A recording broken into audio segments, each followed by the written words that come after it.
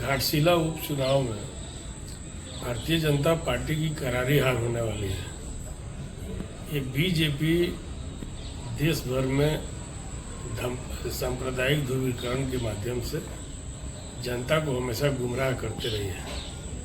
घाटशिला उपचुनाव में भारतीय जनता पार्टी को नैतिकता के हिसाब से वहाँ चुनाव भी नहीं लड़ना चाहिए, क्योंकि वहाँ के जननेता हमारे श्रद्धेय दिवंगत रामदास सोरेन जी, जो तत्कालीन शिक्षा मंत्री थे, उनके निधन होने के बाद ये जो है चुनाव हो रहा है। भारतीय जनता पार्टी को तो समर्थन करना चाहिए था, लेकिन बीजेपी मौका परस्त भारतीय जनता पार्टी हमेशा जो है कि राज्य में नफरत और सरकारी मशीनरी का दुरुपयोग करके लोगों के बीच में बांट कर राजनीति करती है। ऐसे भारतीय जनता पार्टी और इनके नेताओं को धूल चटाने का सही समय है और घाटशिला उपचुनाव में इनको इसका सबक मिलेगा।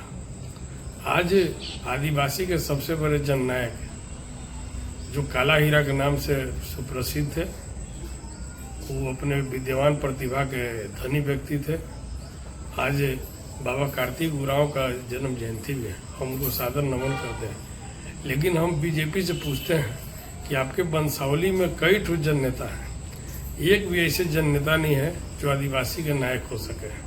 भारतीय जनता पार्टी ने हमेशा आदिवासी समाज को ठगने का काम किया और जो है कि आज इनके पार्टी में जितने लीडर हैं सब आयातित है दूसरे दलों से, चाहे हमारे अर्जुन मुंडा जी हो, चंपई सोरेन जी हो, जिनके सुपुत्र वहाँ उम्मीदवार बने हुए बीजेपी से, गीता कोड़ा जी हो, लोबिन हेम्ब्रम हो, सीता सोरेन, सब झारखंड मुक्ति मोर्चा से आयात होकर बीजेपी में गए हैं। बाबूलाल मरांडी जी स्वयं अपने आप को संघी कहते थे।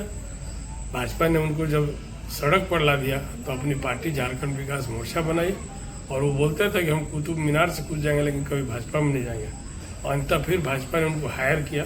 तो बीजेपी बतावे कि उनके वंशावली में कई ठो आदिवासी नेता हैं। तो हमारा मानना स्पष्ट है राजद की ओर से कि भारतीय जनता पार्टी में एक भी जन नेता नहीं है और एनडीए में भी, इसलिए उनकी करारी हार वहाँ तय है और कभी आदिवासी समाज अब ठगाने का काम नहीं करेंगे।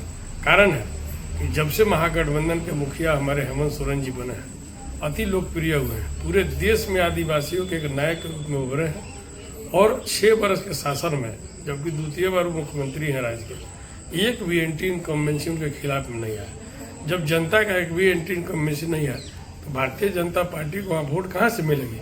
और भी कुछ ऐसे 1-2 पार्टियां हैं जो वहाँ के लोगों को ठगने के लिए अपना उम्मीदवार उतारी है। ऐसे लोगों को करारा जवाब मिलेगा और भारतीय जनता पार्टी के उम्मीदवार को जो लालू सोरेन जी या जो भी है उनका जो है कि करारी हार होगी और करारी शिकस्त हम लोग देने का काम करेंगे। राजद इसका समर्थन करता है और मजबूती से हेमंत सोरेन जी के हाथों को मजबूत करने का काम करता है।